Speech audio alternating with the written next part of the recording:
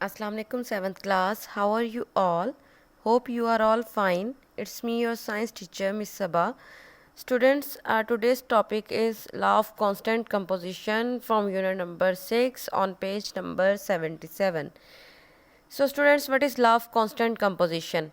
This law states when elements combine, they do so in a ratio of small whole numbers.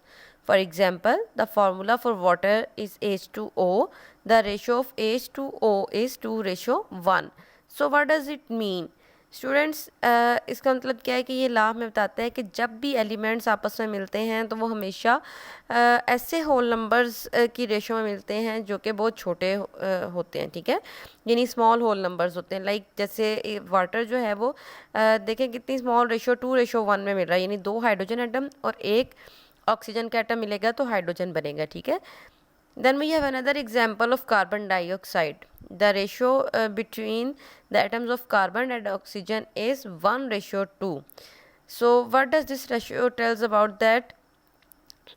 If we have one atom of carbon and 2 atom of oxygen atom, then we can make carbon dioxide, ठीक है। Here I have written another definition for you. It states that a given chemical compound always contains its component elements in fixed ratio. अब according to this definition हमें क्या पता चलता है कि law of constant composition हमें क्या बताता है कि जो भी आपको केमिकल कंपाउंड दिया गया है उसके कंपोनेंट एलिमेंट्स हमेशा फिक्स रेशो में होते हैं। लाइक अगर आपको पानी बनाना है तो आपको 2 एटम जो है वो हाइड्रोजन के लेना होंगे और 1 ऑक्सीजन का, तो सिर्फ इसी सूरत में ही पानी बनेगा। और अगर आपको कार्बन डाइऑक्साइड बनानी है तो आपको 1 कार्बन एटम और 2 ऑक्सीजन एटम लेना होंगे, ठीक है। तो जो रेशो है पानी के मॉलिक्यूल्स के पानी के एटम्स के दरमियान हमने पढ़ी कि वो 2:1 है, और कार्बन डाइऑक्साइड में कार्बन और ऑक्सीजन के दरमियान रेशो 1:2 होती है, ठीक है।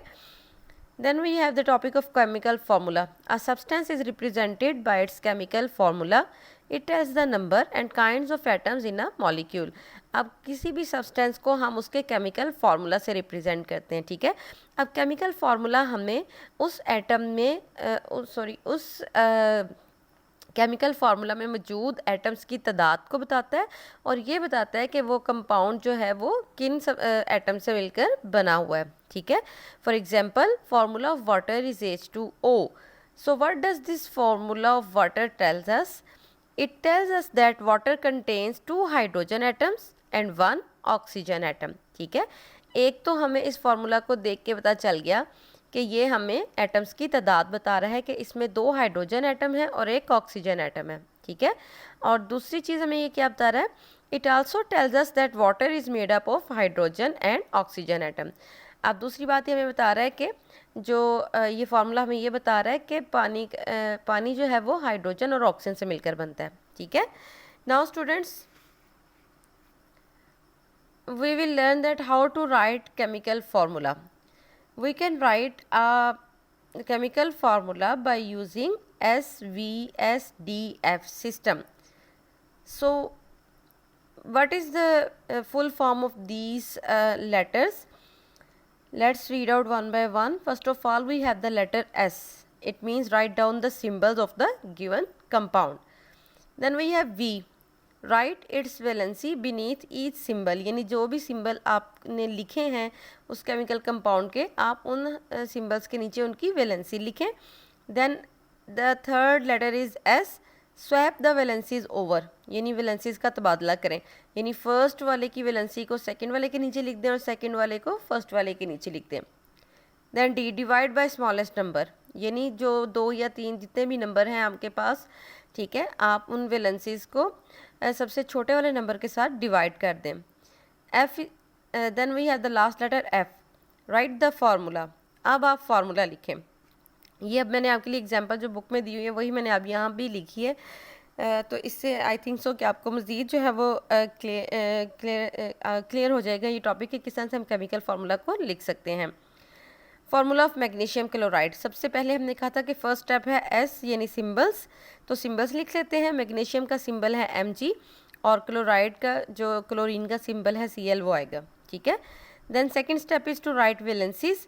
The valency of magnesium is 2, so here we've written 2, and the valency of chlorine is 1, so we have written the valency of chlorine beneath it. ठीक है, अब थर्ड स्टेप क्या है कि आपने स्वैप करनी है valencies.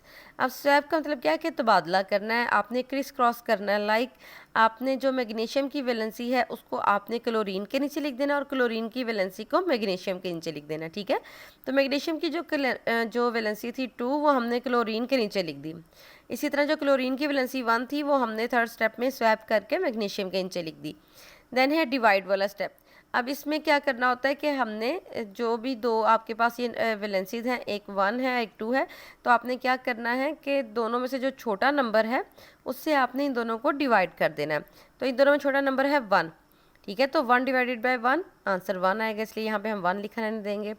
2 divided by 1 answer will be 1, so here हमने 2 लिखा रहने दिया। ठीक है, अब है लास्ट स्टेप आपका कि फार्मूला लिखें। ठीक है, तो फार्मूला हम कैसे लिखेंगे कि Mg के साथ आ जाएगा 1 और Cl के साथ आ जाएगा 2, लेकिन क्योंकि हम लोग जो हैं वो 1 नहीं लिखते हैं इसलिए हम इसको यहाँ पे मेंशन नहीं करेंगे और फार्मूला आपके पास इस तरह से आ जाएगा इस फॉर्म में MgCl2। Now students on page number 78 you have 2 tables to fill.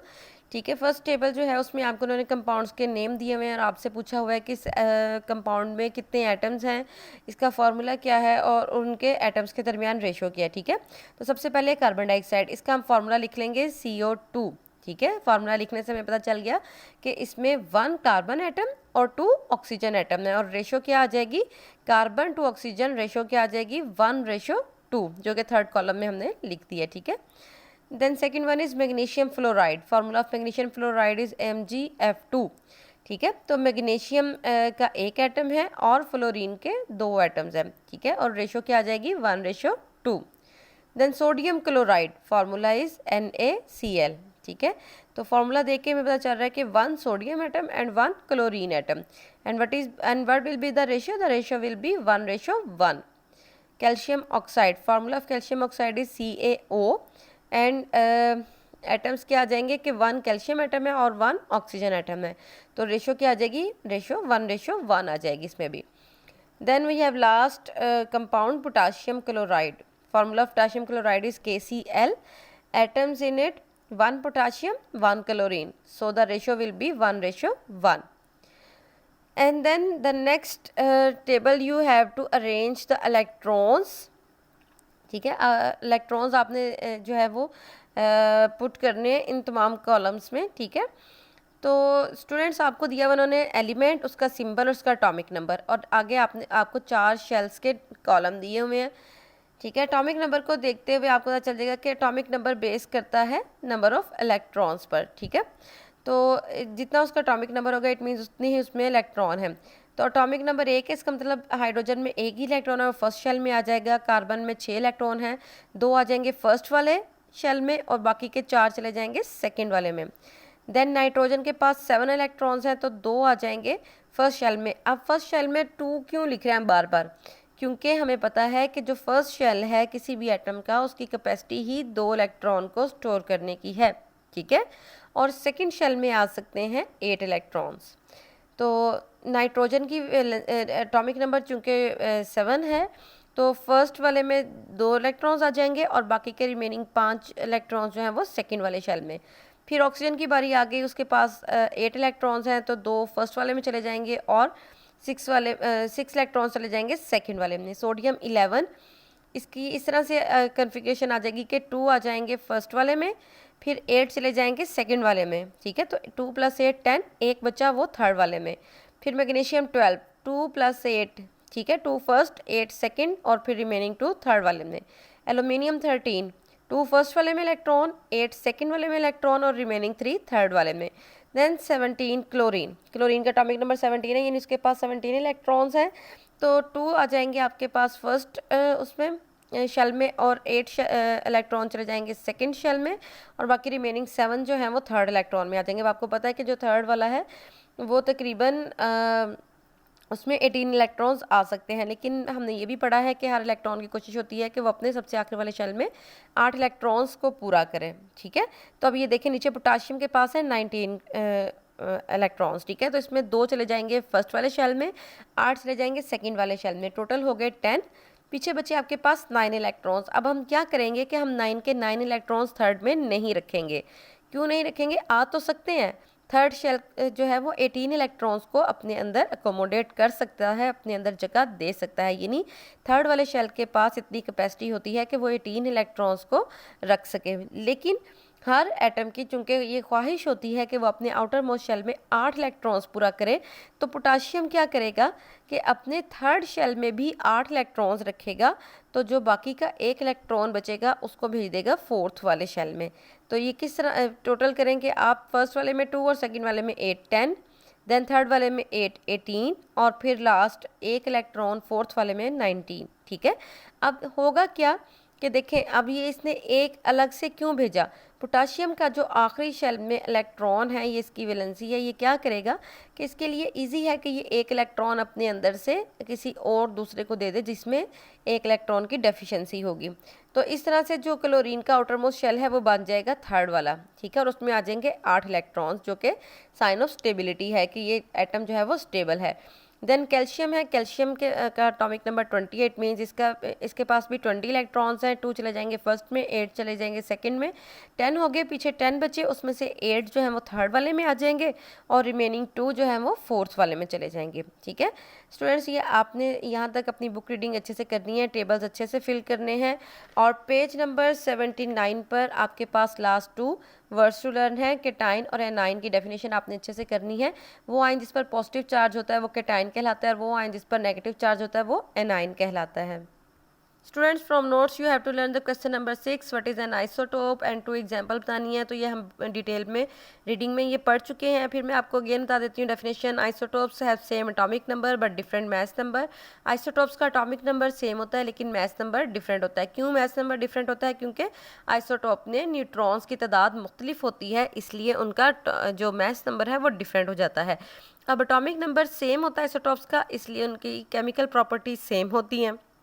Math number different होता है, इसलिए इनकी फिजिकल प्रॉपर्टीज़ डिफरेंट होती हैं। और एग्जांपल उन्होंने आपको हाइड्रोजन और कार्बन एटम की दी हुई है।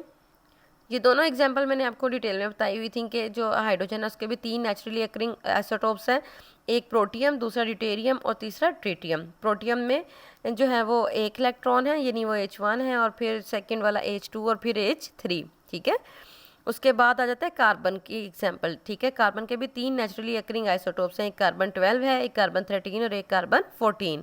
अब ये 12, 13 और 14 का डिफरेंस जो है वो आप देख सकते हैं कि वो सिर्फ न्यूट्रॉन्स की तादाद की वजह से है।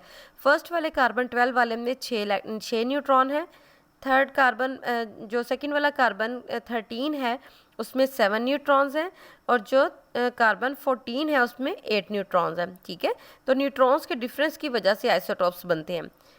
Then you have the question under the topic of I wonder which are the most common elements in the universe। यानी यूनिवर्स में सबसे ज़्यादा कॉमन कौन से एलिमेंट्स पाए जाते हैं? वो हाइड्रोजन, ऑक्सीजन और हीलियम है। ठीक है, तो ये दोनों क्वेश्चंस आपने बुक रीडिंग और दोनों जो आपके कॉन्सेप्ट्स हैं वो आपने अच्छे से लर्न करने हैं। Thank you so much.